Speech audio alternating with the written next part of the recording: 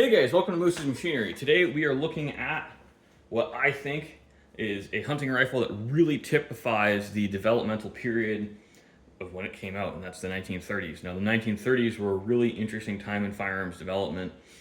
It was the Great Depression, and gun sales were down across the board, and frankly, big bore lever actions weren't doing that well. Now, if you're familiar with it, this is a reproduction Model 71.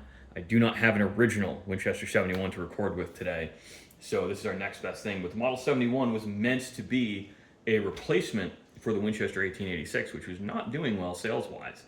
It was competing with the Savage 99, which was available in higher velocity 30 caliber cartridges, which really fit the deer hunting at the time, and frankly lower recoil, lighter weight, and less expensive. And you also had the Marlin lever actions and the other Winchester lever actions. 94 was doing pretty well, so it wasn't dropped at this time. The 1886 was floundering. Now, the Winchester 71 never did all that great. I think they sold 70,000 of the original guns, which isn't anything to really sneeze at, but it's also not that many guns in the grand scheme of things. That's like monthly sales for an AR-15 today. Now, this rifle was chambered, and this reproduction is chambered in the 348 Winchester, which is kind of an oddball caliber choice. Winchester's prone to doing this and picking weird bullet diameters. I think in part it's to make it more expensive for other ammunition manufacturers to spin up and start selling ammunition that competes with them, but I don't really know. I'm not an expert. But this is the 348 Win compared to a 4570. This is based on, I believe, the 5090 or 5110 cartridge with a tremendous amount of taper. These do feed fantastically. In my experience, these guns will feed when you're lying on your side. I've heard they'll feed upside down. I've never really tested it, so don't quote me on that. And I think that this kind of transition for Winchester really typifies the changes in the firearms industry in the 1930s, which is where we're starting to really get away from lower velocity, larger diameter bullets and moving closer and closer to the 30 caliber standard that was there for many years. And it's also a period of cost cutting where these were meant to be a simplified Model 1886. Or Model 86, because Winchester dropped the 18 a few years before this. And they're not all really parts interchangeable, but they kind of are. Some parts interchange, some don't. I don't know off the top of my head because I'm not a huge expert. But within Winchester, there was a fight. Some people wanted to keep the 1886 alive. Some people didn't. A lot of them wanted to go all in on the Model 70, and some people were like, hey, Winchesters are such a big part of, Winchester lever actions are such a big part of our firearms identity as a company. Let's stick with them. So this was kind of a compromise gun. I don't think Winchester was heavily invested in it. And it's actually kind of weird when you think about it. The 348 Winchester is pretty similar to the 360 Buckhammer and functionally identical to the 35 Whelen. This gives you like 300 feet per second on top of the 360 Buckhammer, all things considered.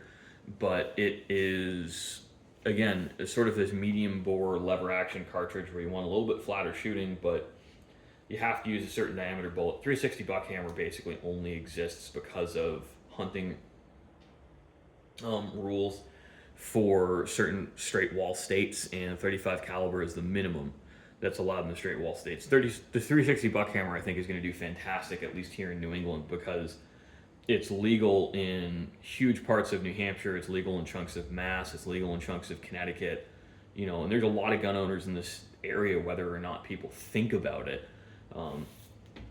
But back to the 348 Winchester. I think it's a little weird they didn't go with a 35 caliber bullet. It would have made tooling up for this gun less expensive.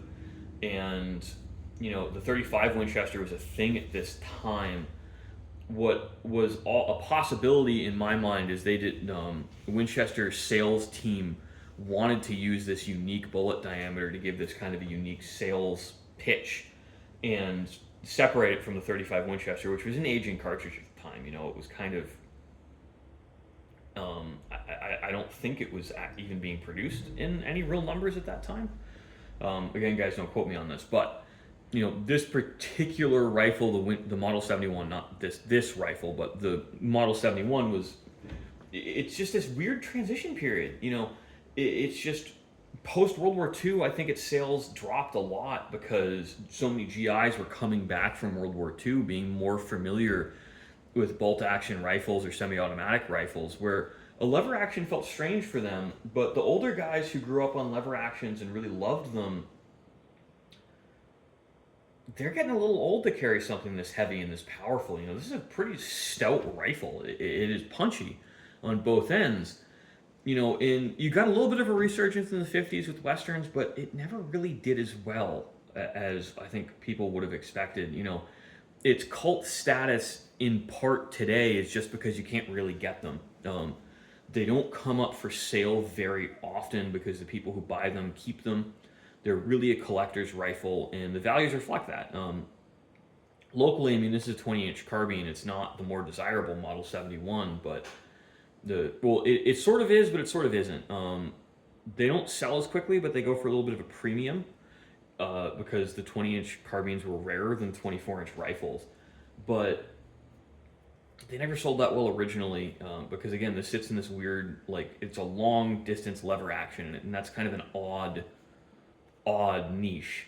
But locally, original Winchester 20-inch carbines, you're looking at $33,000 to $3,500. These Brownings go for a lot less than that. And the new production Model 71 repros are, $2,200, $2,600 street price. So they're not inexpensive guns, but there's still demand for them, and there's still a passionate following for them. It's just it's the changes we see every decade in guns, and this is sort of a soft launch to a larger series. I think we can look at economic and popular trends at the time where this was sort of the last gasp of lever actions being looked at as the longer distance option, where back then the long distance hunting option was 150 or 200 yards because most people were still using iron sights. In the Savage 99 was a relatively niche gun. They've never sold that well. They're another one of those guns that really only got popular after they were discontinued. So I enjoy looking at these things because it's just so when you look at it and you're familiar with the history at the time, all of these things seem so obvious. This is so obvious because this is a company grasping at straws trying to maintain relevancy without really understanding what future trends are going to be. I think that if this gun was never made, Winchester probably would have sold more Model 70s because a lot of people, especially back then, are extremely brand loyal when it comes to buying firearms. I'm not one of those people, but a lot of people are because they're not really gun people, they're hunters. And this was bought to be a hunting rifle, not a target rifle or a recreational shooting rifle. This was meant to be, I want to kill something and eat it type of gun. Elmer Keith loved it, especially once they got the 250 grain bullets, but I don't think this gun really shines with the 250s. There's a reason the 200 grain projectile has been the standard because you get a relatively moderate recoil. You do actually get more energy with a 200 grain bullet, and you get a much flatter trajectory. And in all seriousness, for the type of game most people will hunt with this, 200 grain bullet is plenty. I don't think it's ideal for grizzly bear, but it's certainly adequate for moose when you're looking at a good heart-lung shot. I think it's plenty for elk, and it's wildly overkill on deer, and it's moderate overkill on black bear. I think a lot of people overestimate how hard it is to kill things because they're just bad shots. They don't get good hits in that one time they got a really good hit. So-and-so was using a good rifle, or overkill rifle, so now I always have to have an overkill rifle. And I think this really is overkill for the vast majority of game. Now, I understand these are popular for people who are shooting or hunting some of the smaller plains species in Africa because you do get a very quick follow-up shot.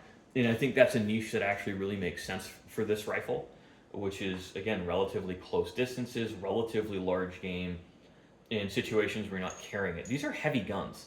I have multiple bolt actions with optics that are lighter than this, and I think it's just this gun came out at the wrong time. I think if it came out 10 years earlier, it would have done much, much better. And it would have had more market traction, where it was a little bit too little, a little bit too late, and it just wasn't coming out at the right time for Winchester, unfortunately. So now that I've talked your ear off for a few minutes, I really appreciate you guys watching. And I hope you join me in our next video. We're looking at what I think typifies the real post-World War II changes that came out with hunting rifles and some of the manufacturing changes and trend changes at that time.